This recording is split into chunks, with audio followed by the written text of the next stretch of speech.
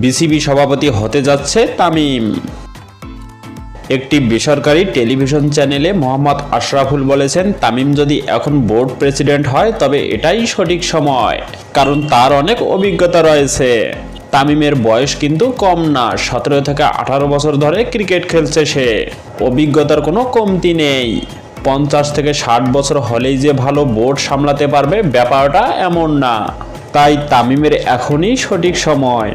কয়েকদিন আগে বিএনপি ক্রীড়া বিশেষজ্ঞ সম্পাদক ও জাতীয় দলের সাবেক ফুটবলার আমিনুল হক বলেছিলেন, তামিম বাংলাদেশের একজন গ্রেটেস্ট ক্রিকেটার।